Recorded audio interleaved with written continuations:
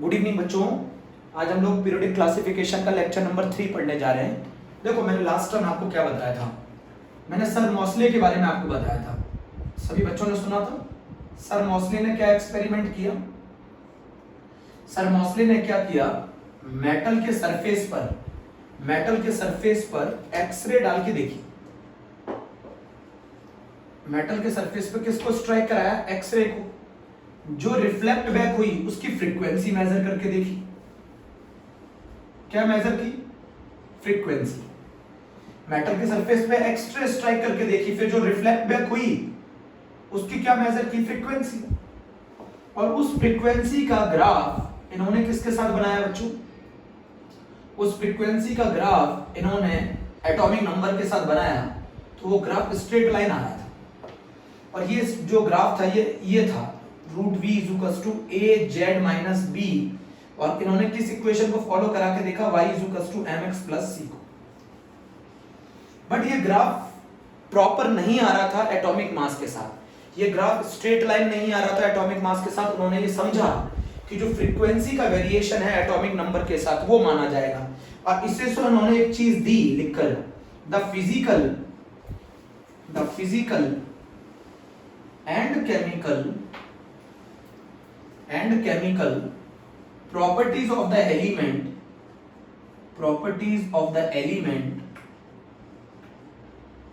are periodic function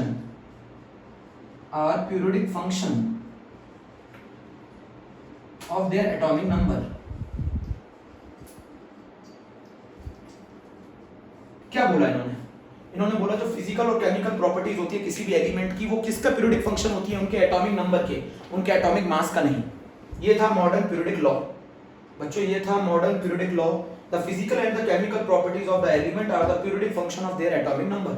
चलो फिर से समझते हैं एक बात को, फिर से समझते हैं क्या कहना चाहते थे। ठीक है, बहुत आराम से समझेंगे बच्चों। क्या करा सर मॉसले ने? क्या कर रहे थे सर मॉसले ने?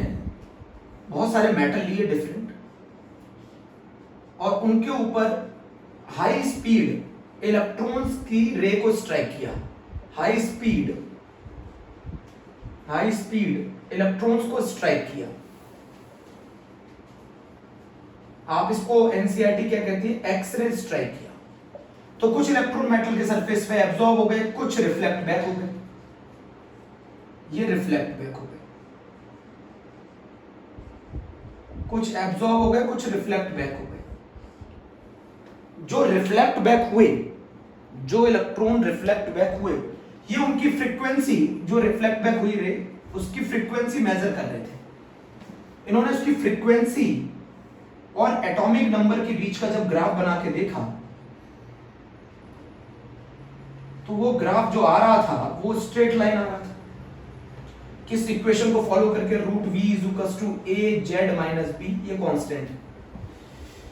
√v = az - b। बट इन्होंने देखा जो ग्राफ है वो स्ट्रेट लाइन नहीं आ रहा था जब हमने किसके बीच का बना के देखा? √v वर्सेस एटॉमिक मास का। तो इससे इन्होंने क्या समझा? इन्होंने इससे ये समझा सर मॉसले ने, जो physical and chemical properties of element are periodic function of their atomic number. जो फिजिकल और केमिकल प्रॉपर्टी थी किसी भी एलिमेंट की, वो पीरियोडिक फंक्शन थी उनके एटॉमिक नंबर की। The physical and the chemical properties of the element are the periodic function of their atomic number. ये इन्होंने मॉडर्न पीरियोडिक लॉ दिया बच्चों। ये इन्होंने कौन सा लॉ दिया? Modern periodic law. तो सर मॉसले के इस एक्सपेरिमेंट से ये समझ में आया था कि किसी भी एलिमेंट की जो फिजिकल और केमिकल प्रॉपर्टीज होती हैं वो किसका पीरियोडिक फंक्शन होती है? उनके एटॉमिक नंबर का। कैसे पता चला? जब उन्होंने √v का ग्राफ एटॉमिक नंबर के साथ बनाया तो वो स्ट्रेट लाइन था। ये स्ट्रेट लाइन किससे आया? इस इक्वेशन से आया, y = mx + c। इस इक्वेशन से उन्होंने क्या किया? एक्सरे को मेटल के सरफेस पे गिरा के देखा, जो एक्सरे रिफ्लेक्ट बैक हुई उसकी फ्रीक्वेंसी मेजर की, और उस फ्रीक्वेंसी का उन्होंने मैटर की प्रॉपर्टीज के साथ ग्राफ बना के देखा, और वो प्रॉपर्टीज थी एटॉमिक नंबर। तो उन्होंने देखा कि वो स्ट्रेट लाइन आ रहा है, और वो स्ट्रेट लाइन आ रहा है, ये चीज ये इंडिकेट करती है कि जो मेटल की प्रॉपर्टीज है या एलिमेंट की जो प्रॉपर्टीज है वो किसका पीरियोडिक फंक्शन थी, उनके एटॉमिक नंबर का, ना कि उनके एटॉमिक मास का। बच्चों आप एनसीईआरटी में जब पढ़ेंगे इसको तो बिल्कुल क्लियरली लिखा हुआ है। बच्चों एक चीज एनसीईआरटी में नोट करनी है, आपको नोट करनी है, और वो ये है कि जो पिच ब्लेंड है, पिच ब्लेंड एनसीईआरटी में मेंशन है, जो पिच ब्लेंड है वो किसका ओर है, ओर ऑफ यूरेनियम। बच्चों जो पिच ब्लेंड है वो किसका ओर है, ओर ऑफ यूरेनियम। बच्चों पिच ब्लेंड जो है वो किसका ओर है, ओर ऑफ यूरेनियम। मेरी बात समझी बहुत ध्यान से, अभी भी अगर नहीं समझ में आया तो मैं फिर से सिखाऊं। देखो बच्चों बहुत आसानी से सीखेंगे हम लोग।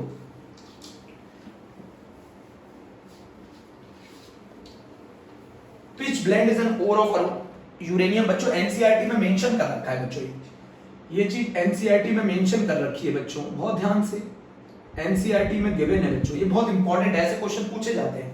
देखिए आप ये समझे मेरी बात कि जो मेंडलीव का पीरियोडिक लॉ था, जो मेंडलीव का पीरियोडिक लॉ था वो क्या कहता था, मेंडलीव का पीरियोडिक लॉ कहता था the physical and chemical, the physical and chemical properties of element are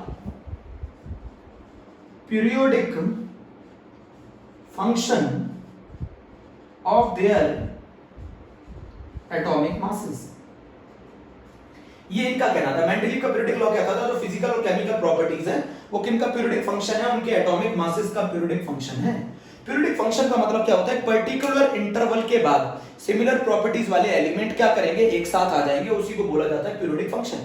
अब बच्चों मैंने एक चीज आपको पहले भी बता रखी थी, मेंडलीव की जो सबसे बड़ी मेरिट थी, मेंडलीव की जो सबसे बड़ी मेरिट थी वो बताओ क्या थी, उसने उन जो एलिमेंट उस समय डिस्कवर नहीं हुए थे उनको उसने बता दिया वो कहां प्लेस होंगे और उनकी प्रॉपर्टीज कैसे होंगी। जैसे अगर मैं बात करूं ई का एल्यूमिनियम, एल्यूमिनियम के नीचे कौन, गैलियम। ई का सिलिकॉन एनसीईआरटी में मेंशन है ये, जर्मेनियम। ई का बोरोन, स्कैंडियम। ई का मैग्नीज, टेक्नीशियम। जो एलिमेंट उस समय डिस्कवर नहीं हुए थे उनके, जो एलिमेंट डिस्कवर नहीं हुए थे उनकी जगह छोड़ दी और उनका नाम भी बता दिया कि ये एलिमेंट आएंगे तो किसके नीचे आएंगे। ई का एल्यूमिनियम मतलब एल्यूमिनियम के नीचे आएगा गैलियम। ई का सिलिकॉन मतलब सिलिकॉन के नीचे आएगा। ई का बोरोन मतलब बोरोन के नीचे आएगा। और इन एलिमेंट्स की प्रॉपर्टीज भी उसने, फिजिकल प्रॉपर्टीज भी बता दी थी। सोचिए आप कितने जीनियस व्यक्ति होंगे, जो एलिमेंट डिस्कवर नहीं हुए उनकी प्रॉपर्टीज भी बता दी और ये भी बता दिया ये जब भी डिस्कवर होंगे ये यहां होंगे।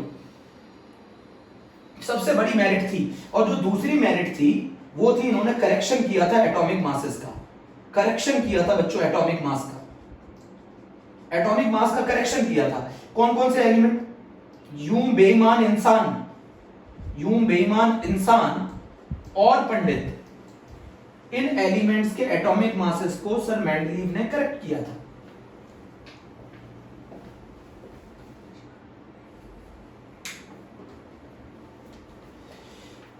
ई का एल्यूमिनियम मतलब गैलियम, ई का सिलिकॉन मतलब जर्मेनियम, ई का बोरोन मतलब स्कैंडियम, ई का मैग्नीज मतलब टेक्नीशियम। बच्चों ये बात आपको समझनी होगी, ये बात आपके एनसीईआरटी में लिख रखी है। आप एनसीईआरटी में ये दो एग्जांपल दे रखे हैं, मैं आपको बिल्कुल बताता चल रहा हूं। एनसीईआरटी में ये है, अंडरलाइन करेंगे।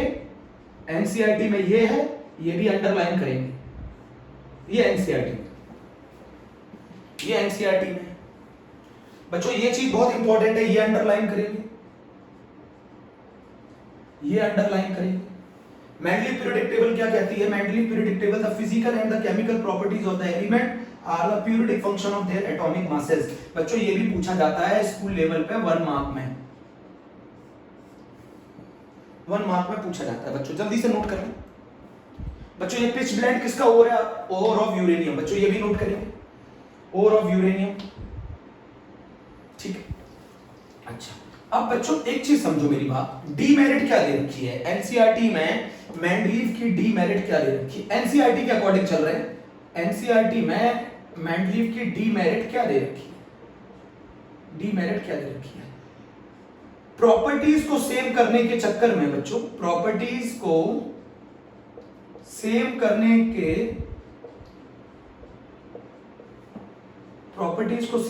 के चक्कर में एटॉमिक नंबर का इंक्रीजिंग ऑर्डर गलत हो गया। एटॉमिक मास का इंक्रीजिंग ऑर्डर फॉलो नहीं हो पाया। ये एनसीईआरटी में दे रखा है,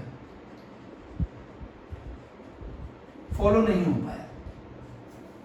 प्रॉपर्टीज को सेम करने के चक्कर में एलिमेंट्स के एटॉमिक मासेस का इंक्रीजिंग ऑर्डर, जो कि इन्होंने बोला था एलिमेंट्स को हम अरेंज करेंगे increasing order of atomic masses में, वो फॉलो नहीं हो पाया। और वो पेयर थे, उन पेयर को नाम दिया गया एनोमलस पेयर। और वो पेयर आपको मैं बता दूं, और वो था टेलुरियम और आयोडीन। एनसीईआरटी ने सिर्फ इसको मेंशन किया है, एनसीईआरटी में सिर्फ ये मेंशन है, टेलुरियम और आयोडीन मेंशन है। टेलुरियम और आयोडीन, जिसमें टेलुरियम 127 मास है और इसका मास कम है। तो इंक्रीजिंग ऑर्डर का क्या मतलब होता है, जो बाद में आएगा उसका मास ज्यादा होना चाहिए, जो पहले आएगा उसका मास कम होना चाहिए। बट अगर ये ऐसा करते तो इनकी प्रॉपर्टीज डिफरेंट हो रही थी। तो प्रॉपर्टीज डिफरेंट हो रही थी। मैंने इसको याद करने का तरीका सिखाया, तेरी इच्छा।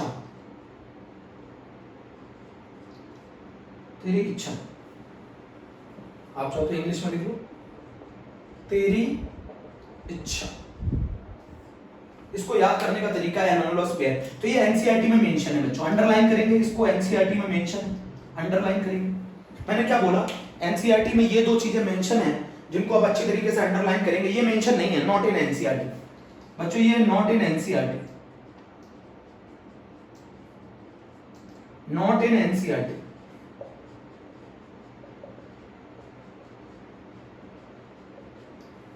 आप ऐसे लिखेंगे, बिल्कुल क्लियर है। चलिए ठीक। अब बच्चों क्या हुआ,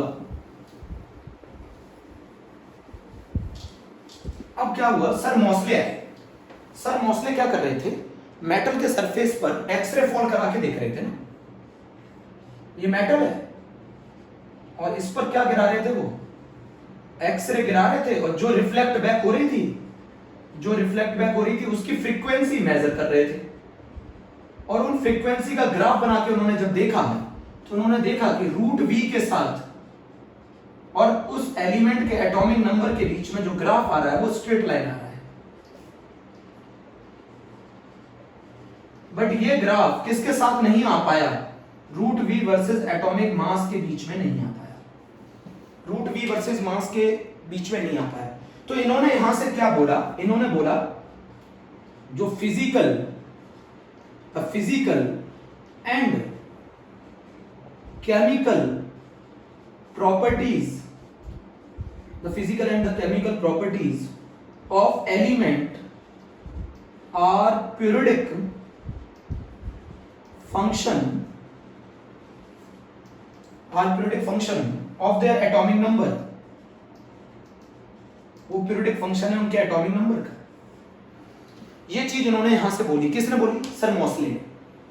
इसके बेसिस पर उन्होंने बोला जो फिजिकल और केमिकल प्रॉपर्टीज है वो किसका periodic function है, उनके एटॉमिक नंबर का, ना कि उनके एटॉमिक मास का। अब बच्चों हम जो पढ़ने जा रहे हैं long form of the periodic table. Long form of the periodic table हम लोग पढ़ने जा रहे हैं। कौन सी टेबल बोली जाती है, मॉडर्न पीरियोडिक टेबल भी बोली जाती है, long form of periodic table. बच्चों इसके अंदर मैं सबसे पहले बताना चाहूंगा 7 पीरियड होते हैं, 7 हॉरिजॉन्टल रोज होती हैं।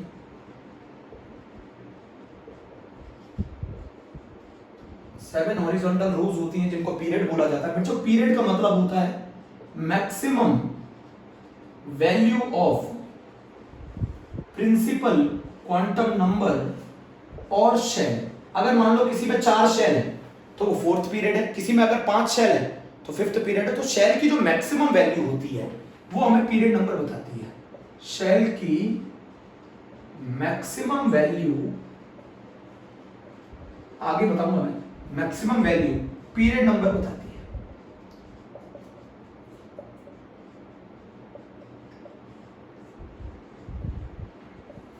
शेल की मैक्सिमम वैल्यू पीरियड नंबर बताती है, तो 7 पीरियड होते हैं हॉरिजॉन्टल ग्रोथ में। बच्चों इसमें बता दूं मैं, फर्स्ट पीरियड सबसे शॉर्टेस्ट पीरियड है, आप उसको एनसीईआरटी में देखेंगे मॉडर्न पीरियोडिक टेबल को। फर्स्ट पीरियड शॉर्टेस्ट पीरियड है, उसमें सिर्फ 2 ही एलिमेंट्स हैं, hydrogen and helium. Second period में बच्चों, सेकंड पीरियड में 8 एलिमेंट है। थर्ड पीरियड में बच्चों 8 एलिमेंट है। फोर्थ पीरियड में बच्चों 18 एलिमेंट्स हैं। फिफ्थ में भी पीरियड में भी 18 एलिमेंट्स हैं। फर्स्ट पीरियड में बच्चों 2 एलिमेंट है, सेकंड पीरियड में 8 एलिमेंट है, थर्ड में 8 एलिमेंट है, फोर्थ में 18 एलिमेंट है, फिफ्थ में 18 एलिमेंट है। सिक्स्थ पीरियड लॉन्गेस्ट पीरियड है बच्चों, सिक्स्थ पीरियड लॉन्गेस्ट पीरियड है, 32 एलिमेंट्स है। सिक्स्थ पीरियड लॉन्गेस्ट पीरियड है, 32 एलिमेंट है। और जो सेवेंथ पीरियड है बच्चों वो शॉर्टेस्ट इनकम्प्लीट पीरियड है, सॉरी इनकम्प्लीट पीरियड है। तो फर्स्ट पीरियड में 2 एलिमेंट है, सेकंड पीरियड में 8 एलिमेंट है, थर्ड पीरियड में 8 एलिमेंट है, फोर्थ पीरियड में 18 एलिमेंट है, फिफ्थ पीरियड में 18 एलिमेंट है, सिक्स्थ पीरियड में 32 एलिमेंट है और सेवेंथ पीरियड इनकम्प्लीट पीरियड है। बच्चों इसमें जो एलिमेंट है वो हाइड्रोजन से लेकर हीलियम तक है। इसके अंदर जो एलिमेंट है वो लिथियम से लेकर नियोन तक है। इसके अंदर जो एलिमेंट है वो सोडियम से लेकर आर्गन तक है। इसमें जो एलिमेंट है वो पोटेशियम से लेकर क्रिप्टन तक है। इसमें जो एलिमेंट है वो रुबिडियम से लेकर सीजियम तक है। इसके अंदर लिथियम एटॉमिक नंबर 3 से लेकर 10 तक, इसमें सोडियम एटॉमिक नंबर 11 से लेकर 18 तक, इसमें एटॉमिक नंबर 19 से लेकर 36 तक, इसमें एटॉमिक नंबर 37 से लेकर 54 तक।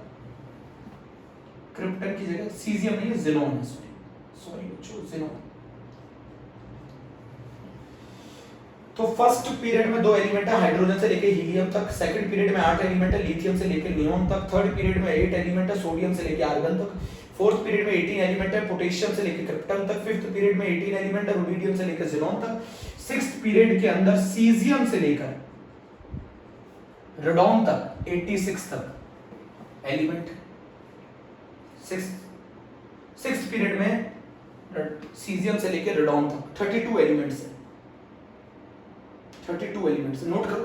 तो long form of the periodic table में 7 पीरियड है, हॉरिजॉन्टल रोज कहते हैं। शेल की मैक्सिमम वैल्यू पीरियड नंबर बताती है, maximum value of principal quantum number shell बताती है और वही वैल्यू आपको पीरियड बताएगी।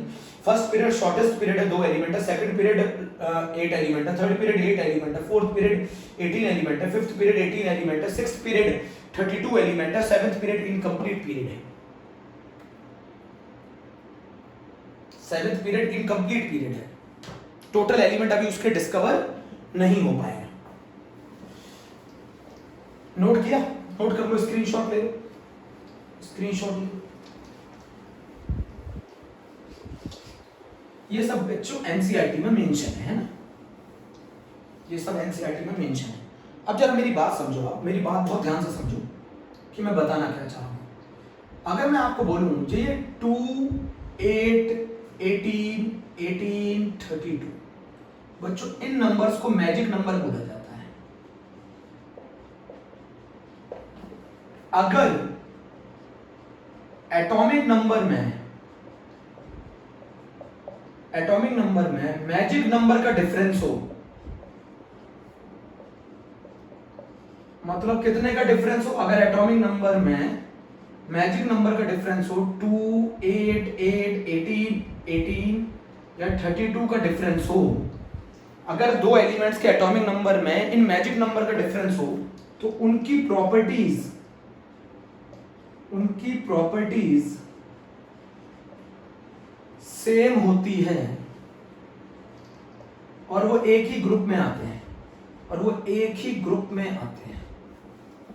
मान लो अगर एक ही ग्रुप में जो एलिमेंट है उनके बीच में जो डिफरेंस होगा एटॉमिक नंबर का, या तो वो 2 होगा या फिर 8 होगा, फिर 8 होगा या फिर 18 होगा या फिर 18 होगा या फिर 32 होगा। जैसे मान लो मैं लिथियम ले लूं, सोडियम ले लूं, पोटेशियम ले लूं, रुबिडियम ले लूं, सीजियम ले लूं, तो लिथियम और इसके बीच में जो डिफरेंस है वो 8, सोडियम और इसके बीच में जो डिफरेंस है 8, इसमें 18, इसमें 18। तो कहने का मतलब यह है कि अगर एक ही ग्रुप के एलिमेंट में इन मैजिक नंबर का डिफरेंस होता है, या तो वो 2 डिफरेंस होगा, या तो वो 2 का डिफरेंस होगा, या फिर वो 8 का डिफरेंस होगा, या फिर वो 8 का डिफरेंस होगा, या फिर वो 18 का डिफरेंस होगा, या फिर वो 32 का डिफरेंस होगा, तो इन एलिमेंट्स की जो प्रॉपर्टीज होती हैं वो क्या कहलाती हैं? सेम होती है। इनको मैजिक नंबर बोला जाता है। तो एक ग्रुप के एलिमेंट्स के बीच में यही मैजिक नंबर का डिफरेंस हो सकता है, या तो 2 का डिफरेंस होगा, या फिर 8 का डिफरेंस होगा, या फिर 18 का डिफरेंस होगा, या फिर 32 का डिफरेंस होगा। और अगर ऐसा डिफरेंस है तो इनकी प्रॉपर्टी सेम होती है, इनकी प्रॉपर्टी सेम होती है। बोलो बच्चों। तो 7 पीरियड होते हैं।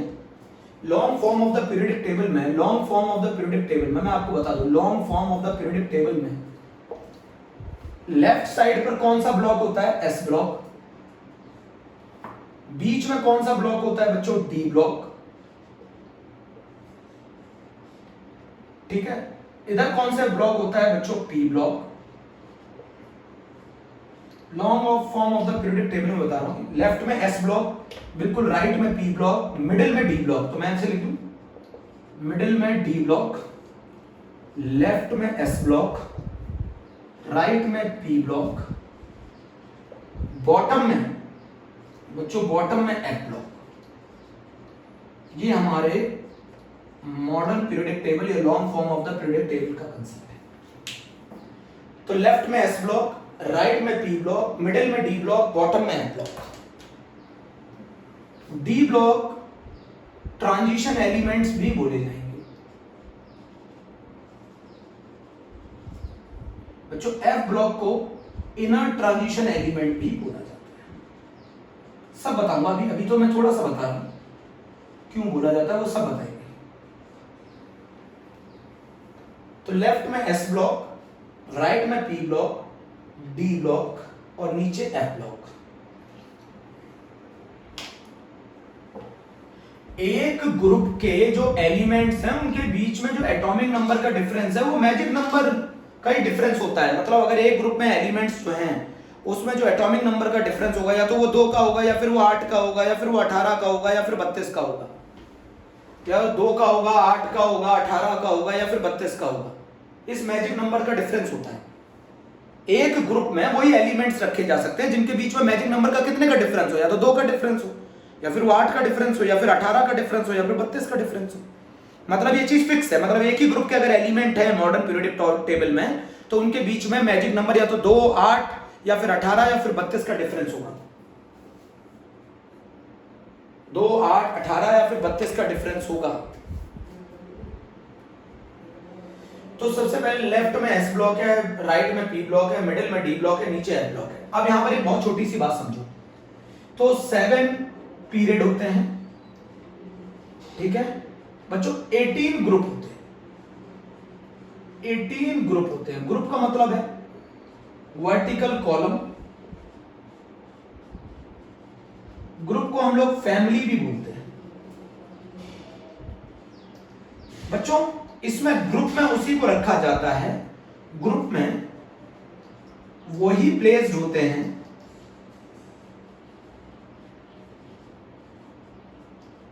जिनका आउटर इलेक्ट्रॉनिक कॉन्फ़िगरेशन, मतलब वैलेंस शेल का कॉन्फ़िगरेशन, आउटर इलेक्ट्रॉनिक कॉन्फ़िगरेशन मतलब वैलेंस शेल का कॉन्फ़िगरेशन सेम।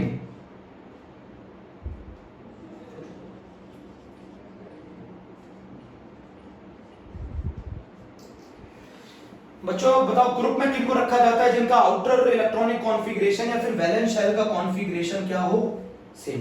तो एक ही ग्रुप में आने वाले एलिमेंट्स का valence shell electronic configuration same होता है। आउटर मोस्ट शेल का कॉन्फ़िगरेशन को वैलेंस शेल कॉन्फ़िगरेशन बोला जाता है। तो आप एक ग्रुप में किनको रखेंगे? एक ग्रुप में उन्हीं को रख सकते हैं, उन्हीं एलिमेंट्स को रख सकते हैं जिनका वैलेंस शेल कॉन्फ़िगरेशन सेम हो।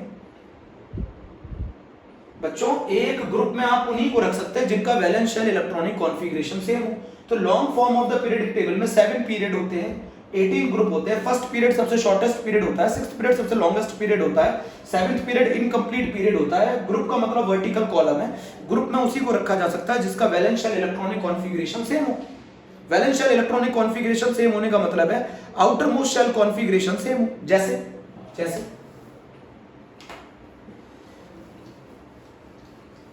तो मॉडर्न पीरियोडिक टेबल के अंदर कितने ग्रुप है बच्चों, कितने ब्लॉक है, सॉरी कितने ग्रुप है, 18 ग्रुप है, 18 ग्रुप है, 7 पीरियड है, 4 ब्लॉक है।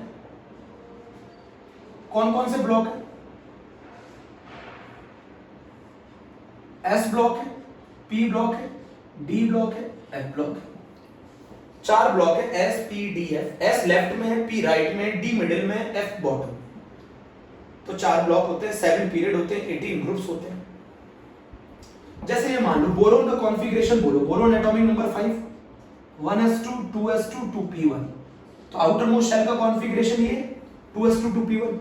एल्यूमिनियम बोलो 13, 13 मतलब नियॉन, नियॉन भरना मतलब 10 भर गया, 3s2 3p1।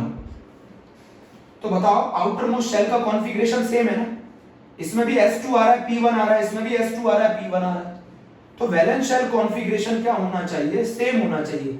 और वैलेंस शेल कॉन्फ़िगरेशन में इसमें भी 2 s के 1 p का आ रहा है, इसमें भी 2 1 s का 1 p का आ रहा है।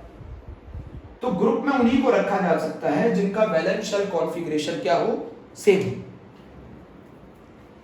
बच्चों जिनका वैलेंस शेल कॉन्फ़िगरेशन सेम हो, रफ कर दो, ठीक है।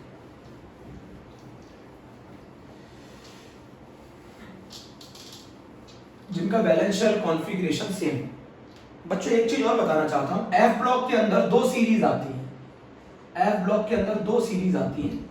एक को 4f सीरीज कहते हैं जिसको हम बोलते हैं लेंथनॉइड्स, एक को 5f सीरीज बोलते हैं जिसको बोला जाता है एक्टिनॉइड्स।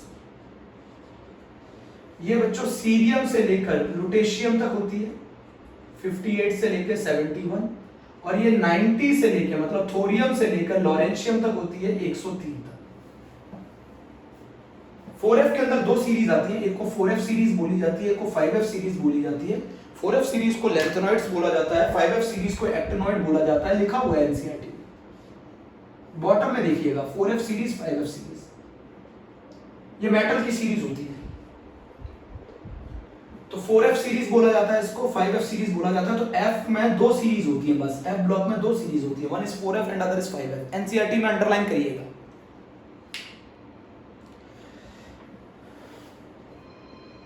चलिए बच्चों यहां तक नोट कर लिए। अब बच्चों बहुत सिंपल सी बात बता दूं आपको,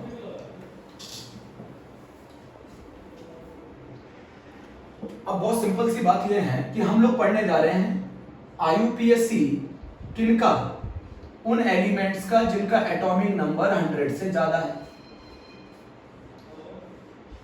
जिन एलिमेंट्स का एटॉमिक नंबर 100 से ज्यादा है उनका आईयूपीएसी पढ़ने जा रहे हैं।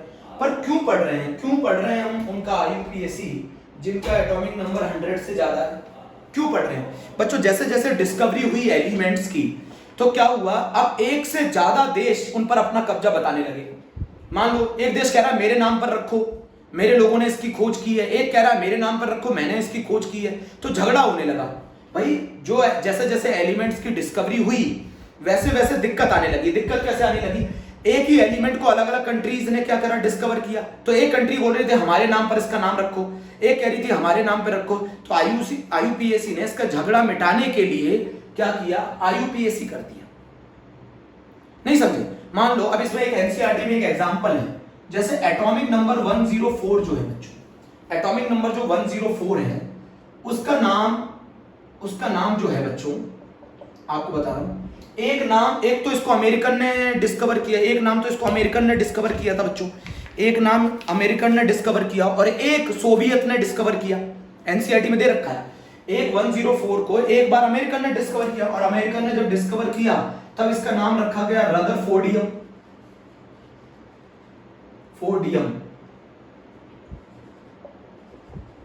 और ये जब अमेरिकन ने इसको डिस्कवर किया तो इसका नाम उन्होंने रख दिया रदरफोर्डियम। और जब सोवियत ने इसको डिस्कवर किया तो इसका नाम रख दिया गया कुर्चोटोवियम। क्या नाम रख दिया गया बच्चों? कुर्चोटोवियम।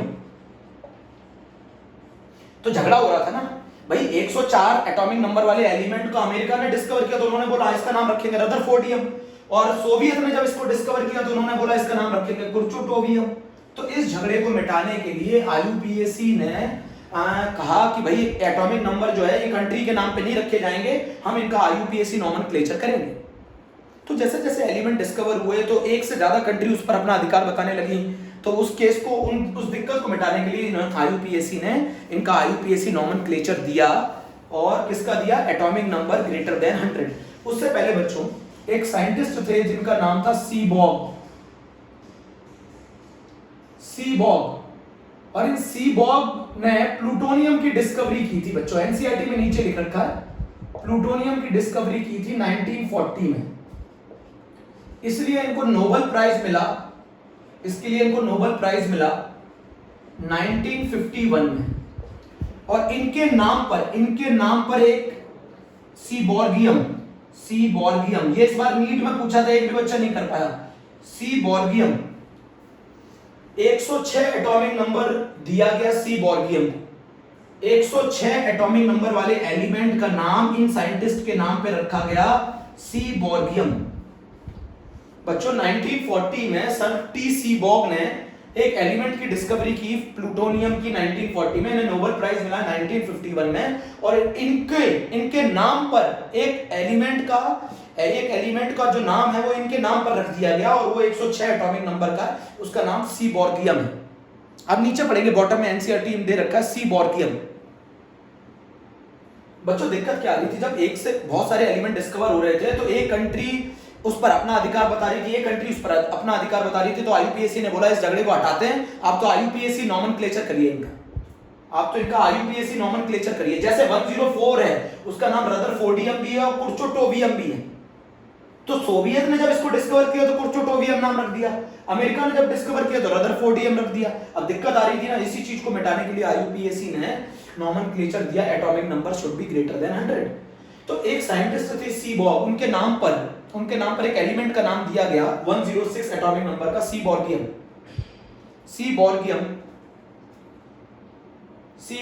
बच्चों जल्दी नोट करो, सीबॉर्गियम नोट किया, स्क्रीनशॉट लिया।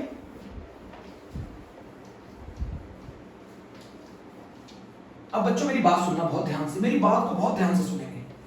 अभी आईयूपीएसी नॉमेनक्लेचर बहुत आसान है। 1 को बोला जाता है, पहले बता दो, 0 को बोला जाता है निल, 1 को बोला जाता है अन, 2 को बोला जाता है बाय, 3 को बोला जाता है ट्राई, 4 को बोला जाता है क्वाड। आप बोलेंगे टेट्रा क्यों नहीं बोला जाता, मैं बता दूं। निल का सिंबल होता है एन, अन का सिंबल होता है यू, बी बाय का सिंबल होता है बी, ट्राई का सिंबल होता है टी। तो अगर आपने इसको टेट्रा लिखा होता तो टेट्रा का सिंबल भी टी होता, तो 2 का सिंबल 1 कैसे हो सकता है? अरे भाई ट्राई को टी दे चुके हो तो फिर टेट्रा अगर इसको लिखते तो उसको भी टी देते, तो ऐसा तो हो नहीं सकता, इसीलिए इसका नाम रखा गया क्वाड। 5 को क्या बोला गया? पेंट। 6 को क्या बोला गया? Hex, H. 7 को हेप्ट नहीं बोला जा सकता, सेप्ट बोला जाएगा, क्योंकि एच पहले से ही दे चुके हम, एच हम पहले से किसको दे चुके हैं? 6 को, तो इसको सेप्ट बोला जाएगा।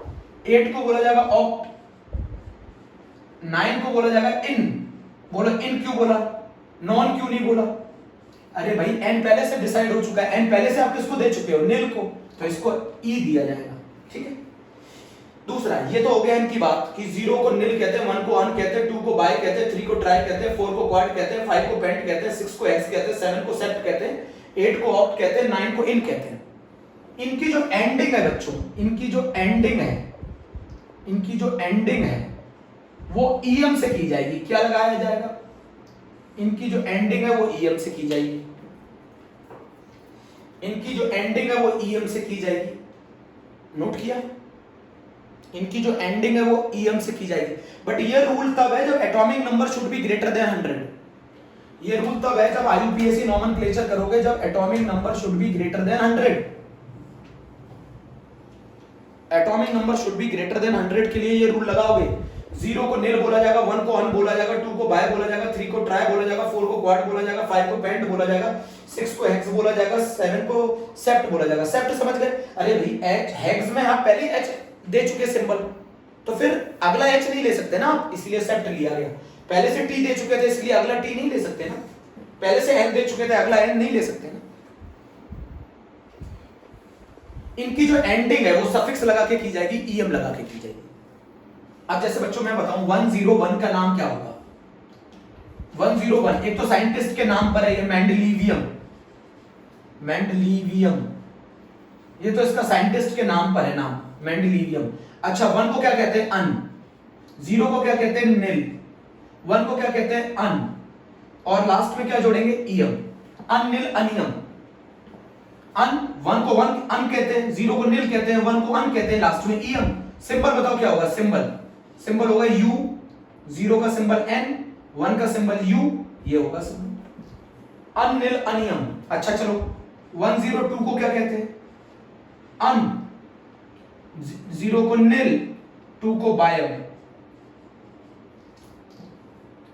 अनिल बायम। नोट करो बच्चों, अनिल बायम, अनिल बायम। सिंबल बोलो यू एन बी। 103 को क्या बोलेंगे? अन निल ट्रायन, क्या सिंबल होगा? U N T.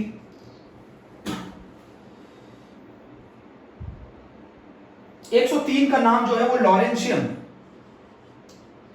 स्पेलिंग देख लीजिएगा। 103 का नाम लॉरेंशियम, लॉरेंशियम।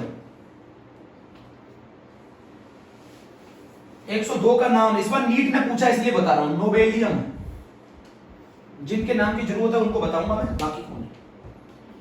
तो 0 को निल कहते हैं, 1 को अन कहते हैं, 2 को बाय कहते हैं, 3 को ट्राई कहते हैं, 4 को क्वाड कहते हैं, 5 को पेंट कहते हैं, 6 को हेक्स कहते हैं, 7 को सेप्ट कहते हैं, 8 को ऑक्ट कहते हैं, 9 को इन कहते हैं, ये नाम। और एंडिंग किससे की जाती है? ईएम से की जाती है। चलो ठीक, एंडिंग ईएम से की जाती है। फिर से कर लेते हैं एक बार। Atomic number should be greater than 100। तो बच्चों ये बताओ मुझे 101 का क्या नाम है? 101 का अन निल अनियम, अनिल अनियम। दूसरा नाम क्या है? मेंडलीवियम, साइंटिस्ट नाम है ये कौन सा नाम है? ये IUPAC नाम है, ये इसका कॉमन नेम है जो बताया गया है बच्चों, ये इसका कॉमन नेम है।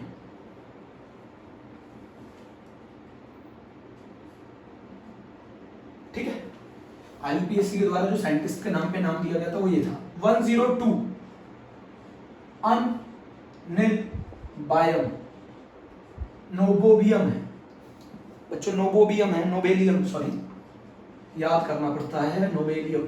ठीक है। 103 अन निल ट्रायम, सिंबल बोलो UNT, UNB, UN, इसका नाम क्या है? लॉरेंशियम।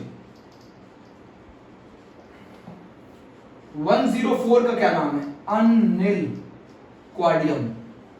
बताओ 104 का नाम क्या है? रदरफोर्डियम, अभी तो पढ़ाया था।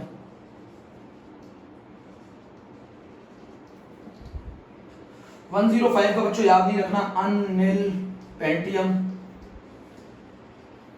अनिल क्वाडियम का फॉर्मूला क्या होगा? UNQ, इसका UNP। 106 का बोलो, अनिल हेक्सियम, UNH। दूसरा नाम बोलो सीबॉर्गियम। मैंने बोला था ना 106 नाम दिया गया साइंटिस्ट के नाम पे, सीबॉर्गियम। तो आपका होमवर्क है 118 तक मुझे लिखकर भेजना है, 118 तक लिखकर भेजना है बच्चों। इस बार ये सारे नाम आए थे नीट में, एक भी बच्चे ने ये क्वेश्चन नहीं कर पाया। ये सारे नाम आए थे नीट में, मेंडलीवियम, नोबेलियम, लॉरेंशियम, रदरफोर्डियम, सीबॉर्गियम। 105 का याद रखने की कोई आवश्यकता नहीं। अच्छा बताओ 120 का नाम क्या होगा? 1 का मतलब अन, 2 का मतलब बाय, 0 का मतलब निल इयम, अनबायनिलियम, अनबायनिलियम। सिंबल क्या होगा बोलो? UB। तो ये किनका है? जिनका atomic number should be greater than 100। इतना आप लोगों को आज करना है बच्चों, please note down, please note down.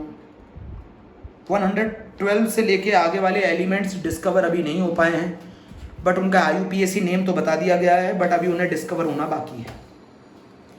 बच्चों 118 तक आपको लिखना है, और जहाँ तक मैंने आपको आज अंडरलाइन करके भेजा है वहाँ तक आपको सारी चीज़ें पढ़नी हैं और मुझे बताना है उसके बाद। ओके, थैंक यू प्यारे बच्चों, गॉड ब्लेस यू।